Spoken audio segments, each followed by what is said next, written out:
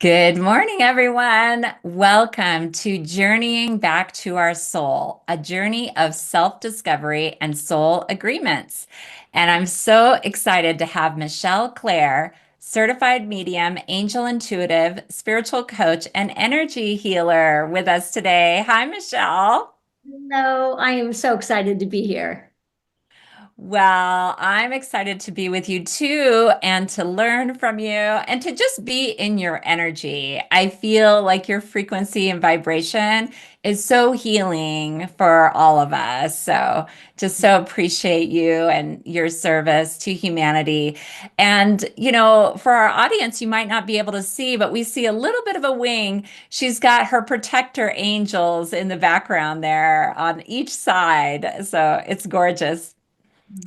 Well, I'm Charissa Sims, live event host for Humanities Team, a 501c3 nonprofit organization whose mission is to make conscious living prevalent worldwide by 2040. And I'm coming to you live from Lafayette, Colorado. Where are you connecting from today, Michelle?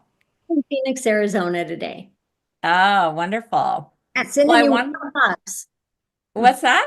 Sending you warm hugs. Oh, thank you. It's actually not too bad. I mean, the other day I could have really used it, a warm hug, but today it's a little bit better. It's about 33 degrees. I also wanted to welcome Michelle Clare's audience, those streaming live through Humanities Team Facebook page, YouTube channel, and the Stream Plus members that are here with us now in the green room. Thanks so much for being members and for being on camera. I wanted to do a special shout out to the Sign Network with John and Summer Raymer at sign.network. Because it's a live program, we will have time for comments and questions. So this is like an incredible opportunity to get your questions answered live. So try to get them in within the first half of the program, first 30 minutes. You can post it in the chat wherever you're watching, and we're monitoring those chats, and you'll get your question answered by Michelle if we have time. Let me share more about Michelle Clare. She is just incredible. Like I said before, she is a certified medium and a multifaceted practitioner with abundance of spiritual expertise.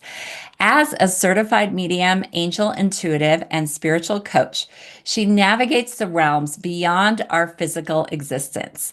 Additionally, Michelle brings her gifts as a medical intuitive and energy healer to illuminate the paths of healing and self discovery. Having survived three near death experiences and having had three shared death experiences, which is incredible. I love hearing about that. I just learned what that is about a month ago. Michelle's journey is marked by resilience and profound transformation. Michelle is excited to share new information about soul plans, shared death experiences, and navigating the delicate landscape surrounding suicide. Welcome, Michelle. Hello, hello. Well, I'm so happy that you're here. And just wanted to dive in because your program on Stream Plus is called Soul Plans. What is a soul plan?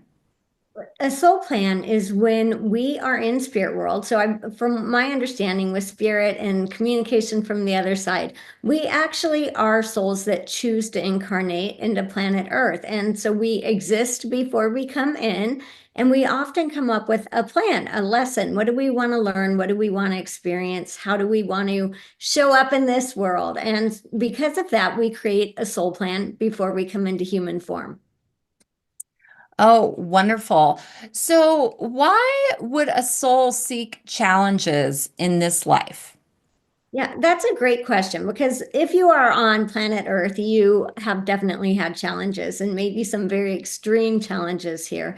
The reason our soul is looking for the contrast to planet Earth is because when we are at home in that heavenly realm, everything is perfect. It's really hard to imagine separation or feeling distant from people, distant from source. It's hard to imagine the challenge of losing a loved one. All of these things up there are truly impossible because you are connected to the oneness and the all that is. So we come to planet Earth for the contrast.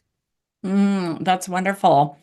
So why is it that some people, it seems like they appear not to have challenges or seem like they have it all?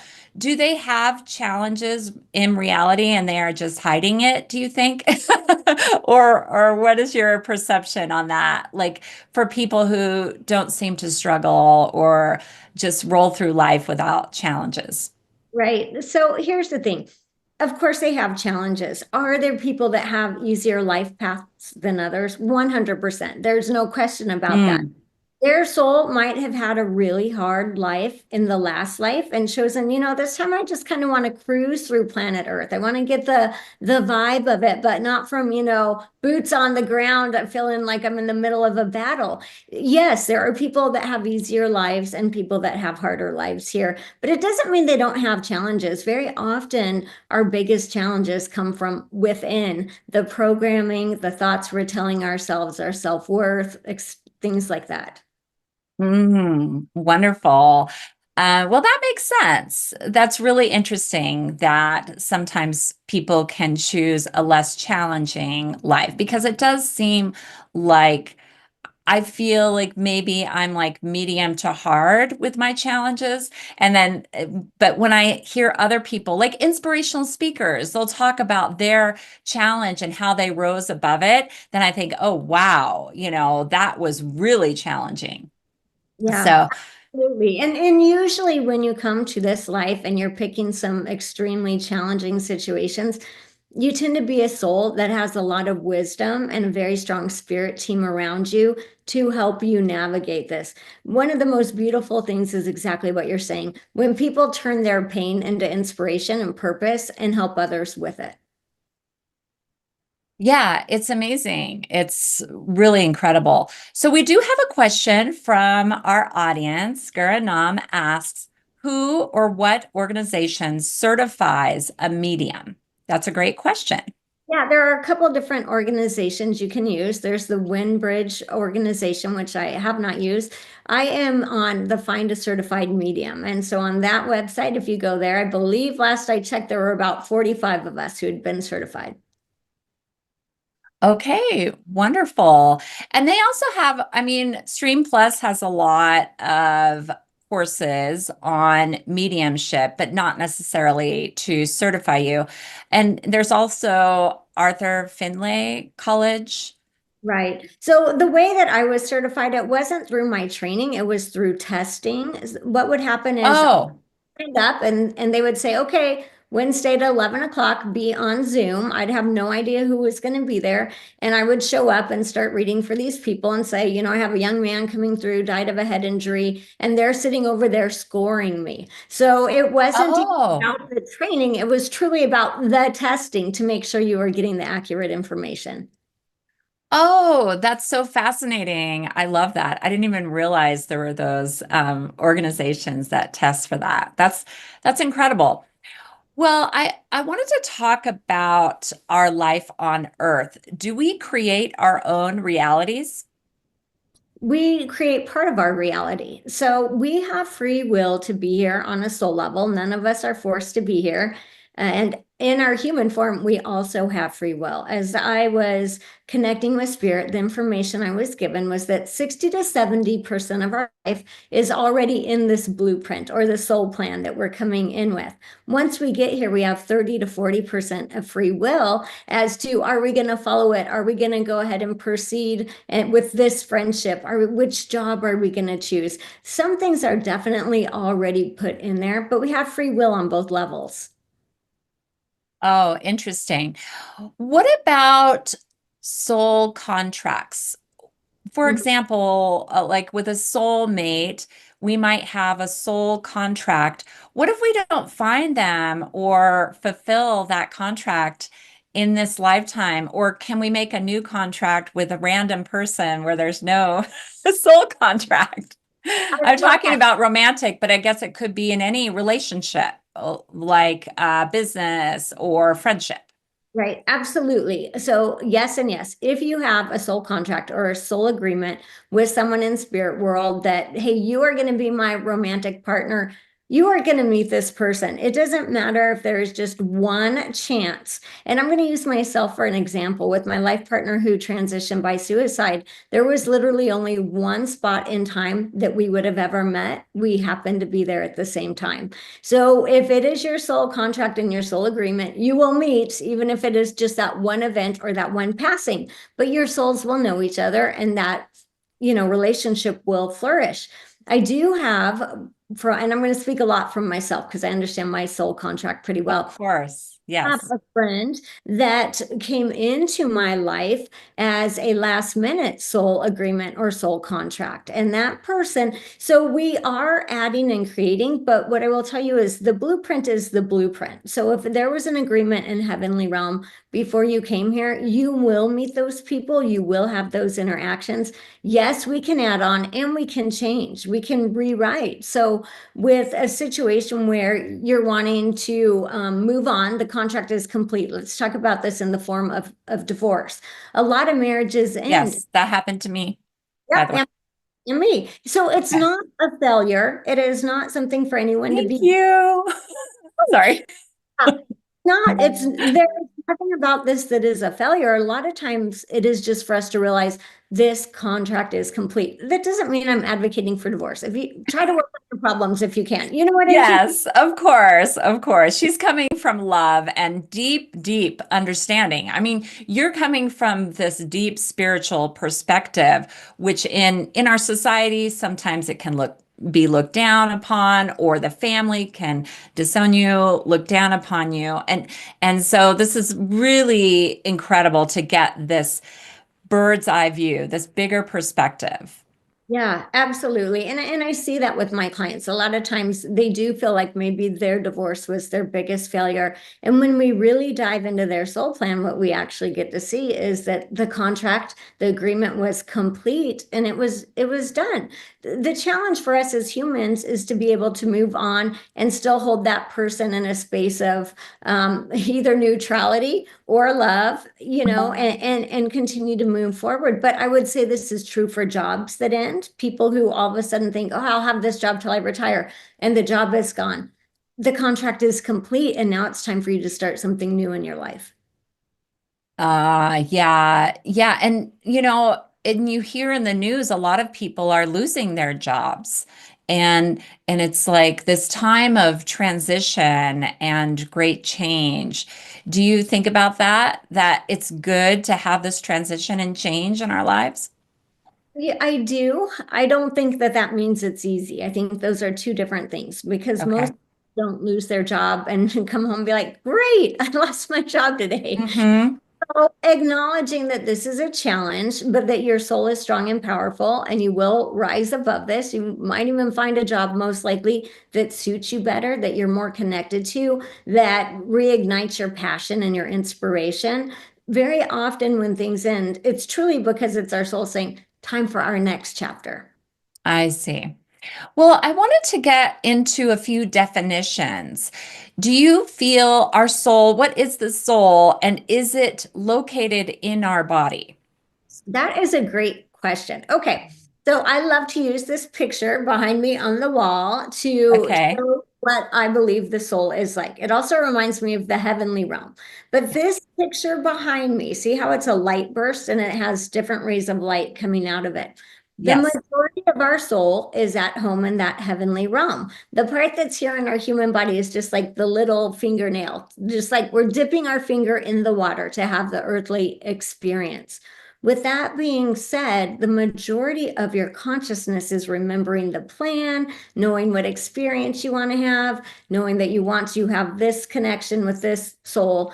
As that is shown in this lifetime, you will cross paths with many other rays of lights, but it's just like kind of in a gentle way. We're bumping elbows with their soul. We're not engaging with the whole soul. When we talk about higher self or essence, words that people use, that is when me as Michelle, I want to connect to this huge ray of light that I am, that is absolutely 100% always in connection with source and everything that's happening to get my information to help me navigate this life better. I see. That is fascinating. So, can we connect with those other parts of our soul? Because I know they have different practices called soul retrieval, and different things. And I'm like, well, is that good? Or maybe it's better that the soul is, in the heavenly realms, and this is like there for a reason. So, what do you think about that? I think that's a great question, number one. So as this ray of light behind me is able to be seen by people, think of each lifetime that our soul has as a different ray of light. Okay, Mhm. so this version of Michelle will always be the ray of light that is Michelle. Even if I choose to come back in another form in the near future, my soul will create another ray of light. What will happen is, and I understand what you're talking about. I've heard people call it, we're kind of unifying. We're bringing more pieces of us into this alignment on planet Earth at this time, is what I will say. So when we're talking about soul retrieval, I have a couple things I'll say about that. I believe our soul is always whole. So there's not a part of my soul which is so much bigger than human Michelle that I've got to go fix. My soul is whole. But Mm. if I want to call it a retrieval or something along those lines, the way I interpret that is I'm bringing that piece into who I am today. So right now I'm a mom, I'm a sister, I'm a friend, right? I have multiple parts. It's more about bringing more of your whole soul in. Oh, I love that. So is there a name for that? For that process? I What, just call what it would you like call it? I would call it encompassing or embodying more of your soul. The Embodied. Yeah. idea that let's talk about the universe and the way all of this works. It is very much mirrors the internet. So every piece, every ray of light of your soul has its own IP address. It's never lost. It's always found. So there's not a piece of my soul that human Michelle has to go find out there somewhere in the universe and heal. The soul is whole. I can bring in more parts of it. As we learn and grow in this life, we will find, oh, I have new abilities. I never knew I was good at this before. Maybe I'm amazing at golf. That to me is us actually encompassing or embodying more of our own soul. Oh, I see. Okay. So what about soul family? What is the definition of soul family? And so you were talking about soulmate, how you met your soulmate, and later, unfortunately, he committed suicide, but maybe your time together was very precious. Was he part of your soul family, or is that different than a soulmate? Right. So our soulmates do not have to come from our soul family. Our soul family is a certain number of souls. I don't know, we'll say between 200 to 300 souls. These are the souls that tend to be at our same vibrational frequency match. And very often we like to come in and incarnate at the same time to have this game of life together, the school of life together. Now, it's not uncommon for an older, wiser soul to go in to the human form with another group of souls that maybe aren't as evolved yet. And that is so that they can help them, show them, teach them. Maybe that group of souls doesn't ever completely buy into it, but at least they're gifted the opportunity of seeing that there could be a different way. So, very often in our lifetime here, we are interacting with people from our soul group and our soul family. Oh, that's fascinating. But it's not everyone, correct? So not everyone is necessarily in our soul family. It could just be to help us with a challenge or give us challenges that we asked for before we came here, right? Yes, absolutely. Sometimes I find I have clients that feel very alone in Earth, very much like, where's Mm. my tribe? I can't find my people. They're surrounded by people and they can't find the people they resonate with, right? And what I have found is that a lot of times when we tap into their soul plan, they've actually chosen to come in and have this existence while much of their soul family is still in that heavenly realm. So it's true that vibrational frequency is there because they're saying, where's my family? On a soul level, they remember what that feels like. Oh, I see. Oh, that's fascinating. So we have a comment. Oh, I hope I don't cry. This is just so beautiful. Peace Seeker says, hello, ladies. Thank you for sharing your experiences with us. My divorce led me back to my soulmate, and we got to share 20 plus years before he crossed over last year. Mhm. I love that for you. And that was a gift. Your other contract was complete, and then you got to have that beautiful experience. Yes, that's amazing. So, can you talk a little bit about the soulmate that you met and that encounter and how you knew? Okay, that's a great question because I didn't know immediately. I knew we had a connection, but I didn't know immediately. So it was at one point where I was working at this big white party, and what that meant was everyone was dressed in white. I was there doing readings, and oh gosh, okay, yeah, no, I don't want to cry. So he Oh, but crying is healing. It's beautiful. I'm a is crier. he showed up. There were about 100 people there, and I was in this other room doing readings. What happened was they called everyone in to gather, and they were going to have this group event, but I was running late. So as I'm walking into the room, they had half the room lined up facing the wall. And the other half would go and put their hand on their back because we were going to do an exercise. And, so I walk in, I'm looking around, everybody's full, and I just see this one person. So I walk over to him, I put my hand on his back. He literally turned around at me, his eyes lit up and sparkled, and he said, "Where did you come from?" Because he didn't know I had been in the other room doing readings. And then, as the universe would have it, what is the exercise we're supposed to do? She says, "Okay, take your partner's hands. We're doing a 1 minute soul gazing exercise." That is how we met. That's so romantic. Oh my gosh. Yeah, that That's was a good amazing. script, right? And during that time, I'm looking into his beautiful eyes. I'm remembering a past life connection, and Oh. I'm like, who is this, right? And that was how we met. And he had talked, and I had talked about it many times. If we had not met that night, there was no place else we would have met because we were not in the same circles. We didn't go to the same places. And so that's why I say, don't worry about this. Like if you're meant to meet your soulmate, you will, even if it's in the line at Starbucks. So just trust. Yeah, it's interesting. So then after that, you guys ended up dating, and so you were boyfriend and girlfriend. Did you ever get engaged or go any further? Well, I had decided that I wasn't sure that I ever wanted to be married again because it was really challenging to get out of the marriage that I had been in. So we had decided we were going to be life partners Okay. and, be moving in together and truly planning on creating a life with each other. Oh, that's amazing. And then how long did you have before he committed suicide? We had about 2 years together before Okay. Yeah. And did you have any signs that this was going to happen? Yeah. Yeah, I actually did not. I knew that he had suffered from depression at times. He would go, in his room, turn his phone off, turn his computer off, sleep for a couple days, and then, come back out reconnected. So at this point in time, I was actually out of town when he made this choice, and we had texted in the morning. He said everything was going well, and he was really doing an amazing job covering it up. His ex-wife, his kids, his sister, myself, no one knew this was coming.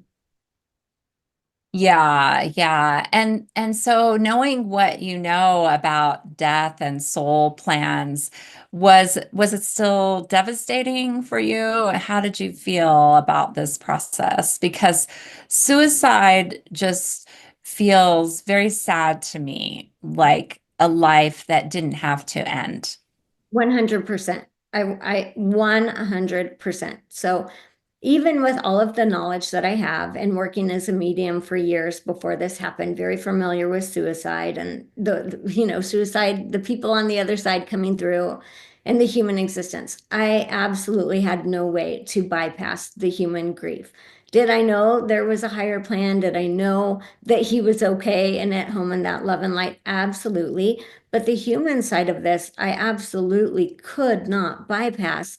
And I will say this for anyone who is struggling with this right now, please know your loved ones, they are home. They are home in that heavenly realm. They are greeted with love and light and compassion. It's kind of like showing up to high school graduation. You can drop out of high school and then still go and watch all your friends graduate. You even get to go to the graduation party afterwards, but you didn't really get the diploma because you didn't complete the lessons, right? That is how this is really seen in spirit world. This is not me condoning it, because I will tell you, when I've asked spirit, they said suicide is never part of the life plan. Yes, Mm. there are souls that will come in and be more likely to choose that exit. But really, when we are creating those plans, it's because we want to come in and learn and experience and grow. That's wonderful. And did his spirit come to you? I mean, being a psychic medium, did his spirit come to you and does it still come to you? Yes, actually, that was how I found out that he had transitioned. So we had a party we were supposed to go to. I had gone by his house and called his work, and it just was appearing that he was at home having a weekend or a hard day. So I had gone to this party, and I got home. It was with a group of friends, and I was getting ready for bed. He came in behind me. I can tell you exactly what he was wearing. He looked at me and he said, "You sure are beautiful." I could see him. I was facing the mirror and he was behind me. And as soon as he said that, my body started to give out because I knew this was mediumship. And I was able to make it to my bed, barely. I laid down and he said to me, "I wanted to be the one to tell you." And that was how I found out he had transitioned. Mm, yeah. And was that a beautiful experience for you? It was the hardest experience of my life. Oh, I can imagine. Yeah. So that's what people need to know. Even with finding out that way, it was literally the hardest experience of my life because it was the last thing I wanted. Hmm. Yeah. Yeah. Well, thank you for sharing that. At this point, I wanted to play a clip. We do have a question from the audience, but I want to play this clip. So can we do that? The first clip, Jim? Introduction to Soul Plans.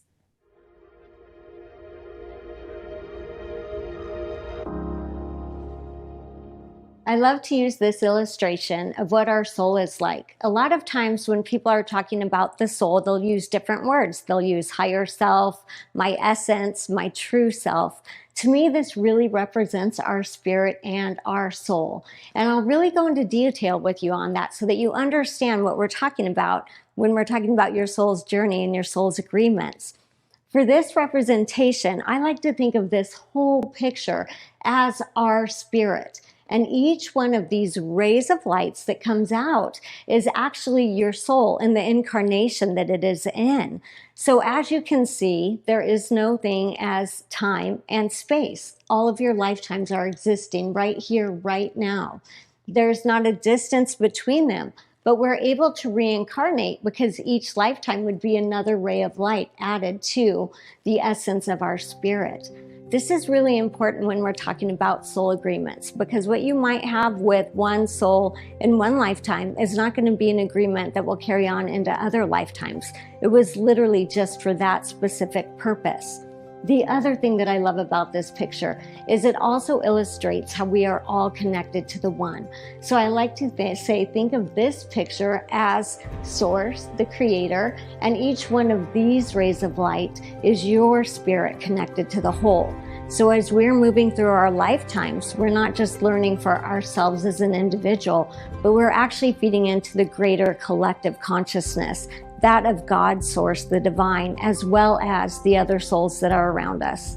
As you can see, your soul and your spirit is its own spark of light that is naturally connected to the creator, the source, the divine. When we're talking about our soul and our spirit, think about this. It's very much like the internet. We each have our own individual IP address. So when we are connecting with God, source, your angels, your life guides, this higher frequency of vibrations, what we really find is that we are always known, seen, and the source is aware of us because we have our own individual address on our soul. It's a soul print, if you would like to call it that, or an IP address. With that being said, This is how we are always connected to the all that is. In this class, we're going to have multiple modules to help you understand your soul agreements that you've made before you came into this lifetime and the ones that are coming in while you're still here.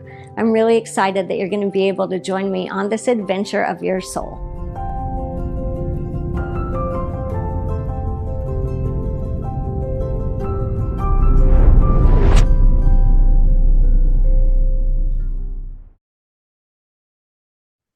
Mhm. That was amazing. I really love this program. I feel like it's one of the best programs on Stream Plus. And I wanted to ask you, do you feel that your program is also an activation? Absolutely. What I really want people to realize is we're having so much more than a human experience while we are here. We get bogged down with this earth life. And when we are able to realize that we're not being forced to be here, our soul chose to be here, and that we can learn and grow and still co-create, that is the activation of this. Yeah, because when I was listening to the meditations, and the meditations are incredible because it's like a sound bath. Mhm. Yeah. And I felt my heart really resonating with that. So maybe my soul was aligning coming home. What do you Oh, think?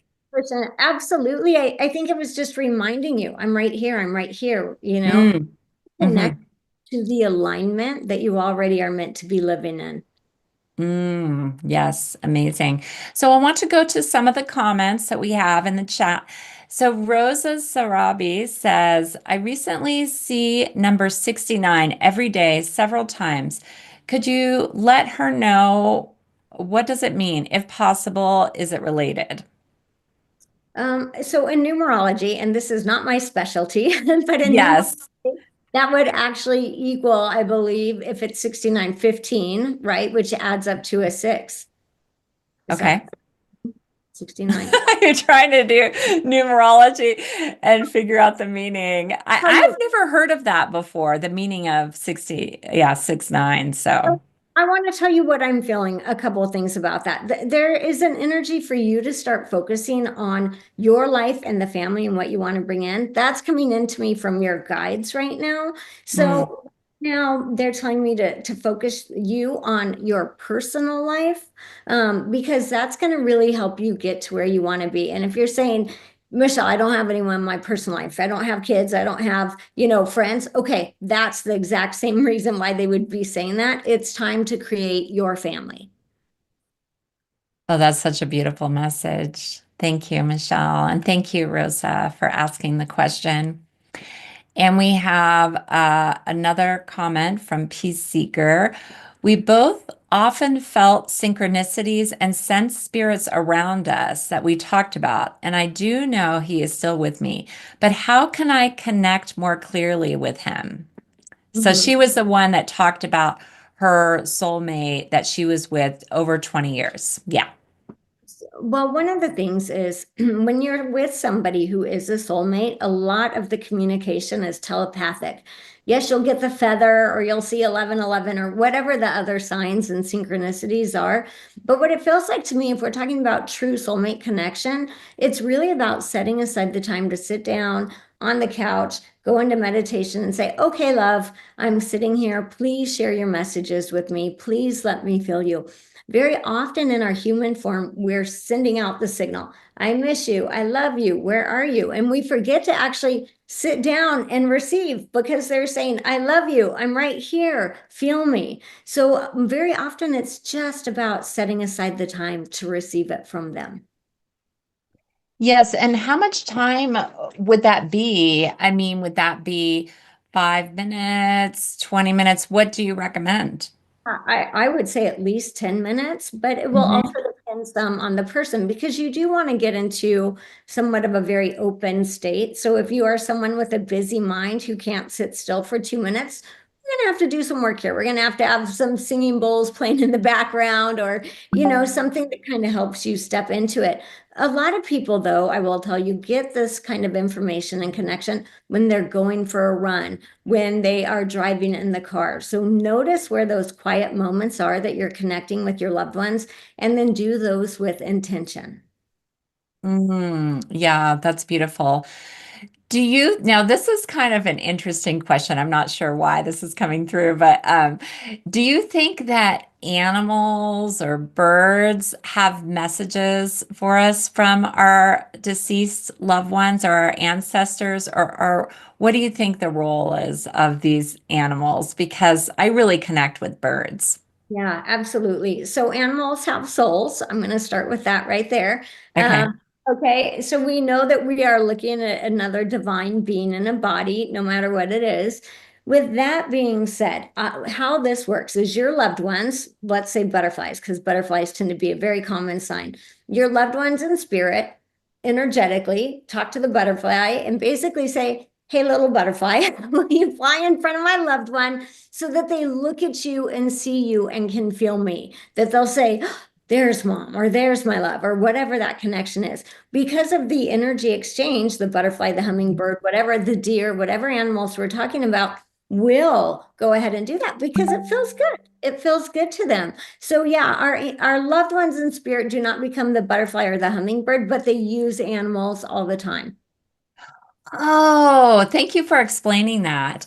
I had one encounter with a dragonfly where I just felt it seeing my soul. We like locked eyes, and I just had never had that connection with an insect before, and it was really beautiful. But at that time, I wasn't thinking of a loved one or anything. I was just being present with the experience. So, And that could have been what I'm hearing for you is just you seeing yourself, right? That oh. that's the oneness of our existence, which we kind of disassociate from here on planet Earth, and being able to have that connection and actually feel seen and have, yes, you were seen, you were felt, and it came in a dragonfly form in that moment. Oh, I see. That makes sense. Well, I just love nature and I'm so glad that we have that in our lives. That's a general statement. But what do you think about past lives affecting us in this lifetimes? Is there sometimes some frequencies spill over? Yeah, I would agree with that. I think there are some times where frequencies will kind of, it's kind of like sticky. It comes into this lifetime because it could have been a traumatic lifetime for you. It could have been one that maybe the last incarnation that you're thinking about. So, yes, there are frequency or residue that can kind of spill over. Here's what I would tell you. I enjoy past life regressions and I think people should do them. But we want to go there with an understanding or a like looking into the window to see what it is. We don't want to take that with us and be like, "I will never swim because in my last life I drowned." You've already Uh-huh. survived that story on a soul level, and here you are again, right? So we want to go to them to look for understanding, not for reasons to stay stuck. Yeah. Oh, yeah, I see what you're saying and define themselves as that past life, right? Because they're supposed to let that go. Right. And when we're talking about that, an interesting thing about the souls, like how many people I have met that believe they were Cleopatra in a past life or Joan of I mean, A million? No. exactly, right? So let's talk about that for a minute. What happens very often is maybe you were there during that time with Joan of Arc or Cleopatra or whoever. Right. Where you saw them or something. Yes, and you were close in the energy. Maybe you were on Joan of Arc's army or you were whatever You were in that field, that frequency. field you're in the frequency and you perceive it, but now you're owning it. But it's a little bit like it probably wasn't you, but it doesn't mean that you didn't learn and grow and bring some of those characteristics from that lifetime into this life. But there might be a little confusion on that part. Oh, that's fascinating. Right. So it's almost like the word they're giving me, like a spillover effect, right? So the Yeah. energy of the soul that was Cleopatra or Joan of Arc or whoever we're talking about was obviously so strong and so bright. If you worked close in connection with this soul, there's a spillover. So in this lifetime where it might not be super clear, you're like, oh, I'm pretty sure I was her. Oh, well, maybe. I'm not going to rule that out for you, but I will also tell you there were many souls connected to that energy. And that's why we have, a million people who think they were Cleopatra. Got it. So their intuition is maybe a little bit off. And it's interesting when I do readings, I will frequently see Egyptian goddess, priestess, but I won't have clarity on who it was, Mhm. or who they were in a past life. So maybe that's it. They were with these priestesses and goddesses, and they're in that field. Yeah, it's Yeah. very. That's interesting. Oh, I love that. Okay. Now I'm going down. Now I'm thinking about Egypt. Okay, I gotta focus here. What I love Egypt. I was in Egypt So, in December and it was amazing. oh, you just went there. Oh my gosh. Sure. Did you have a remembering there? Like you had been there? Yes, it wasn't in Cairo, but when I was in Luxor, by the I got to Luxor, magic happened for me, miracles happened for me. I absolutely knew that I had been there many, many times. It was just unbelievable. So here's what I would say about that. It's not that I think everyone needs to go to Egypt, but what I will say is go to where your soul is feeling called because there is magic waiting there for you. So if you are Oh, feeling called to Brazil, go. There's something you yes. need to do there. There's a reconnection, a remembering, a healing. Hmm. There's so much for us. And it's really individual based on where your soul is feeling called to. Yeah, that's incredible. I've also been to Luxor, and it's just amazing. I mean, all of it. And the Nile, like swimming in the Nile, even though some of it wasn't so pretty, but yeah, it was incredible. So that's really good advice that Michelle is saying. I know for me personally, Peru is calling me, Okay. like Machu Picchu, and that mountains there. Because you will probably have some past life memories or some connection Yes, to, probably. yeah. Well, what is the role of our life guides? So I notice you call them life guides. Some people call them just guides or soul guides. And who are they? Do the angels, ascended masters, like how do these all fit in with our life guides? Right. That's a great question. Some people call them, yeah, spirit guides. There are The different. spirit guides, right, right. So I call them life guides because I really believe they are here to help guide us on our life and they remember our soul plan. So our life guides are going to be bright beings of light. They usually, when I'm connecting with people, will give me a human type appearance, but they would be a soul that had many, many incarnations here on planet Earth. They understand how it works. They understand the density of it. They understand the human condition and experience. As we are creating our soul plan, we will choose the life guides that have to be a vibrational match for us, that also have the understanding of the soul lessons that we're wanting to learn and can really help us navigate this the best way possible. So it's a choosing, it's kind of like, a dating app, except you're choosing your life guide, right? You're like, you're not quite the right fit for this life. Let me try the next one. So we do choose these guides. They come in, their job is purely to remember our plan and give us every opportunity to stay on track. It doesn't mean that they're not loving and compassionate. Of course they are.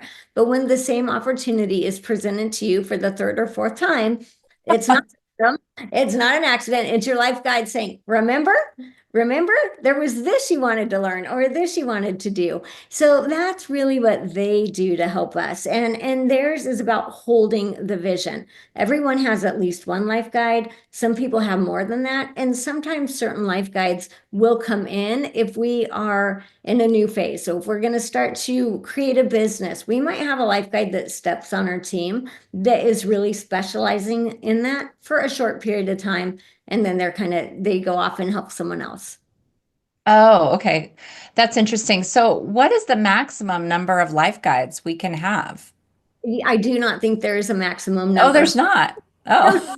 you've never told me. I've never heard that. You have a limit of three. At three, we cut you off. No, this is not like going to the bar on Friday night and get cut off after three drinks or whatever. This is You can have as many as your soul needs, is what I would, Okay. and they will rotate in. I would also say this, I don't think you're going to have 200 life guides. If you have one or two really capable life guides, which is what I would assume they would be to be life guides, you're not going to Mhm. need 100, but there isn't a maximum that I'm aware of. But I love that question.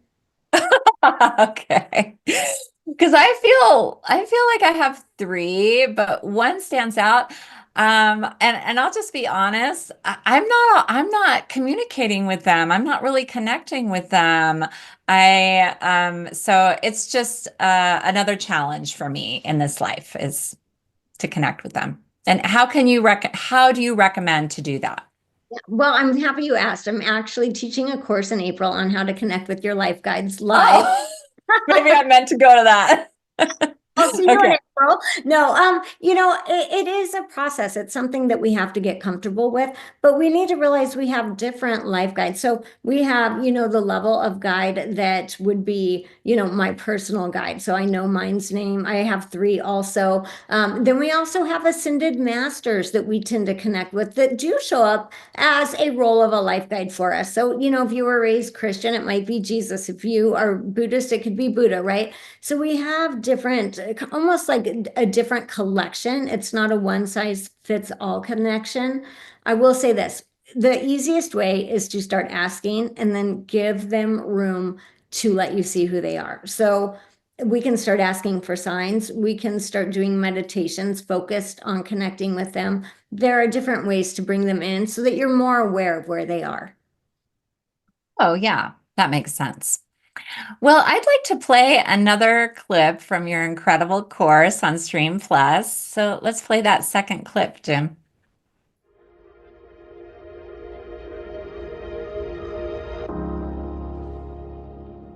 So the process of this plan is really interesting because what Spirit has told me is that very often a soul will run their lifetime almost 100 times before they choose to come into the human realm or whichever realm they decide to incarnate into. Think of this as a driver's ed simulation, right? You're running the simulation of it. You get to see who your main characters are. You get to see the most likely outcomes. You get to see where you could fall off track or off course, and also the opportunities for you to get back on course. Because of this, your soul is already equipped for the challenges that will be happening. My understanding from Spirit is that about 70% of your life is planned in this blueprint that you have come up with. 30% of this life is going to be free will for you. So I want you to think about this. When we are coming in, we are picking a body, and this body has DNA in it. So we might say come into a line that has alcoholism in it, or depression, or some other addictions, other things like this. We know that we're picking a body that's going to have this opportunity, but we also have our body, mind, and spirit during this time. So just because we're picking a lineage with a certain disease doesn't mean we're going to get it because we have our mind and our spirit. We can do basic human things like we can exercise, we can eat better, we can take care of our mental health. It doesn't mean we're going to get the disease or the illness, but we have opportunities to bypass it. Or sometimes we want to use that illness as an opportunity to get us back on track, which some of you might know people or you've experienced this yourself. When we have a challenge in our human life, we use it as what some people will call a second chance, right? A second chance to really grab life and enjoy it.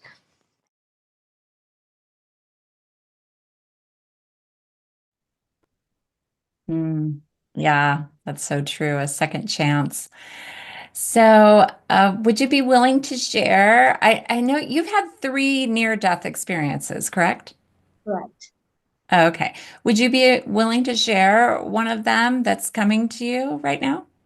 Yeah, I would like to share my third one. That was easily the most significant one for me. They were all significant, but in my third one, I was actually given the choice to stay or go.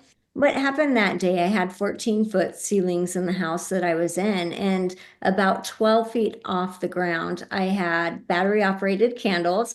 So once a month, I would climb the ladder and change the batteries. My younger two kids were home. At this point in my life, I had a 5-year-old, 8-year-old, and 10-year-old, and my 10-year-old was in an after school program. As I climb to the top of the ladder, I feel it start to shift. And I remember thinking very clearly, this is going to hurt. As I had that thought, I was literally ripped out of my body, not in a painful way, but in a fast way, like a bungee cord, turned around, facing my body and the ladder suspended in the air. And I was standing with these three people that I didn't know, an Asian man, an Egyptian woman, and a Hawaiian man. And even though I didn't know them, they felt like family, friends. Yeah. Through Were they everything your guides? were my guides. Oh, cool. I didn't I like even know. Hawaiian. Yes, at that point in time, I didn't even know what a life guide was. That wasn't even a word in my vocabulary. So I was standing with these three people that were amazing to me in this blissful, timeless, unconditionally loving space, looking at my body in the ladder frozen in the air. And they said to me, they said, "What do you want to do? Do you want to stay or go?" As I was standing there, I was thinking, well, this is interesting. I have forever to decide, and I know my body's going to hit the floor in a second or less. So I was kind of stuck in a little bit of a loop right there, kind of like, how is this working? Like, nobody's rushing me. I've got forever. And It's like they stopped time for you. Like, yes. as I was looking at my body in the ladder suspended in this air, I saw this angel come in, and this angel was dressed in red and gold. When I saw this angel, I knew immediately this angel is here to either take me home to the heavenly realm or to shift something so that I can stay. And at that point in time, I saw my younger two kids who were in the kitchen. And as I saw them, I really made the choice to stay. As I made that decision, I was downloaded with a lot of information. I was told, okay, but you've got to go back and you've got to do your mediumship and you've got to help people in the way that you can help them. They said to me, your life is going to have challenges ahead. Your 25-year marriage is going to end in divorce. There's going to be more trauma. And I clearly remember standing there with them while they're telling me, hey, there's a lot coming, and me saying, okay, send me in, right? And this is the part of the soul plan that people will talk about when we do get these glimpses of remembering it. I remember the challenges that they said were coming. So sure enough, I'm back in my body. I don't remember the fall or anything like that, but I hit the back of my head on the corner of the granite island. I have a 5.5 inch skull fracture, a brain bleed. I lost my taste, my smelling, my equilibrium. I had a obviously traumatic brain injury, massive physical trauma from that. And they were right. My marriage ended in divorce. My life partner passed by suicide. Wow. There's most definitely more trauma ahead. But I Mhm. clearly, going along with the soul plan, remember choosing to come back in. I do believe it was an exit point for me. It's the only one where I was actually given a choice. So I do believe I could have chosen to go home to that heavenly realm at that point in time. But here's what I will say about that. Our souls, when we come to planet Earth, we really, really want to fulfill our life plan and the mission and the lessons that we want to learn. So although I was given the option, that soul calling, it will drive us to stay whenever we're really given the opportunity. The reason I want to say this is because as a medium, I have had so many people say to me, did my loved one get the option to stay? And they chose to go. And what I will tell you is I have never come across that. I have come across every time when the soul gets the option and they really can stay, they will stay. Yes, that is fascinating. I think Anita Moorjani had that choice too. I remember reading her book. So thank you for sharing that. That's so beautiful. Did it make you see life? Like, did you appreciate your life on Earth and your kids and just every moment more after that? Absolutely. It gives you a very different perspective. The other thing that's beautiful about it is I remember I chose to be here, right? So Yes. there's no part of me feeling like, why is life happening to me? I have terrible luck. I remember that. So it really gave me the gift of learning to be present. And there's no one to blame. There's nothing wrong. This is what I chose. Oh, yes, absolutely. So we do have a few questions. Let's see if we can get to them. So Rosa asks, how can we find out that we have ability to be an energy healer? Okay, well, I would say this. Number one, you've got to notice if you are somebody that says, I always feel better when you're around, or you always know just what to say. Usually, our outside world is reflecting to us that we show up as a healer, right? Whether it's our words or you notice that you touch people and they're like, oh, yeah, the shoulder doesn't hurt anymore. So, you want to start playing with it a little bit. But I would also say go explore it. Go take a Reiki class. Go take quantum touch, do something out of the box for you and see how it works because most of us do have that ability to connect to spirit, to channel. I actually would say we all have the ability. Most of us will never turn it on.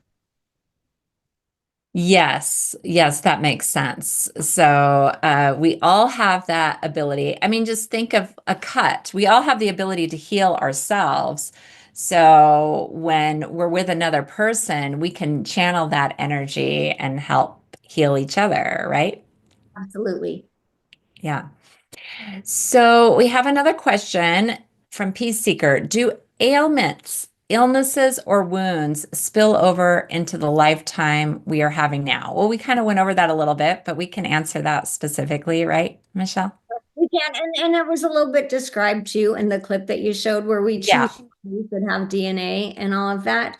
It doesn't have to. Could you say, yes, I come from a line of women who have breast cancer, or I come from a line of alcoholics? Absolutely, but you have body, mind, and spirit. So it doesn't mean that it has to affect you in this lifetime. Mm. I had a question going back to your near-death experience. Do you find that people who have NDEs or shared death experiences can be better psychics or are more connected as psychic mediums and healers? Because you're an energy healer as well, correct? Absolutely. Most people that come back from the other side, like the vast majority, come back with psychic medium healing gifts. They do. And did they come back with the gift? It's an interesting way to say that. I don't know that they Maybe it was activated, right? activated and we remember, oh yeah, I can do this. But That that makes would sense. be the right way to say it. Oh, I see. I see. Okay. Well, I'd like to play another clip right now. This is about relationships. Can we play that third clip, Jim?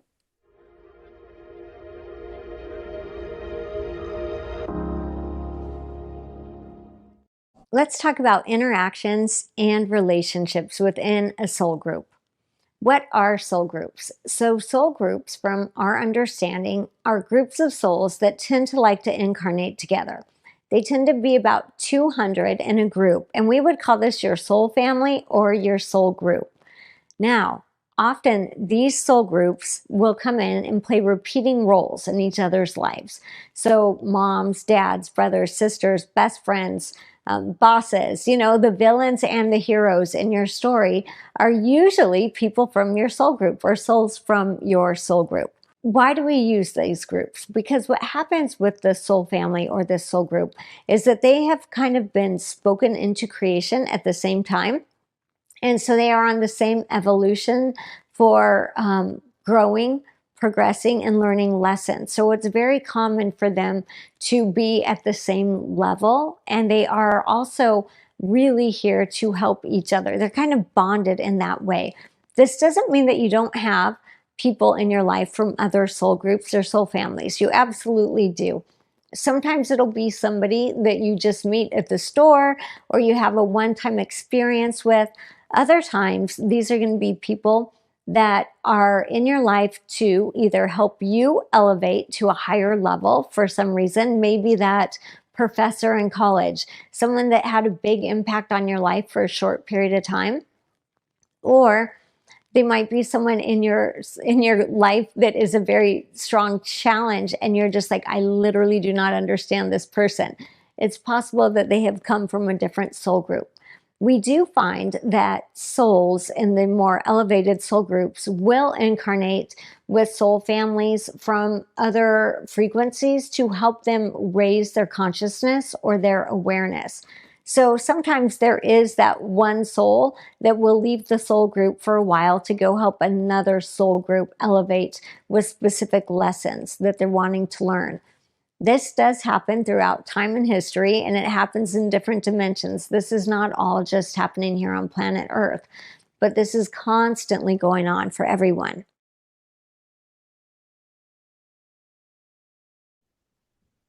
Well, as we come to the end of the program, Michelle, do you have any final thoughts? I would just like to share with everyone that truly our free will is what helps us to create our life while we are here. So our free will in spirit realm and our free will in this human realm. Think about what you're thinking about. Think about the perception that you are giving things. Did the flat tire ruin your day or did it save you from possibly something worse? That is your free will in action. And although some of our life is already planned and created, a lot of our free will is going to be our perception. And with that, you get to co-create your life and turn it into the reality that you want it to be. Oh, I love that. That's so inspiring. Thank you for saying that. Well, and thank you everyone for joining us for Journeying Back to Our Soul, a journey of self-discovery and soul agreements with Michelle Clare. Her course, Soul Plans, is available now on the Stream Plus platform. So join Stream Plus now and gain immediate access to this incredible program, as well as hundreds of other incredible spiritual teachers. We are proud to say that Humanity's Stream Plus is the largest global streaming platform for consciousness raising masterclasses and transformational education. We are a nonprofit and also give back with our One for One program. I wanted to thank Steve Farrell, Dee Meyer, and the production team, Jim Gray, Garth Catterall, Andy Gutsky, Karen Weissert, Nanette Kennedy, and the rest of Humanity's team, and especially Michelle. Thank you for joining us today. Thank you so much for having me. It's been a pleasure.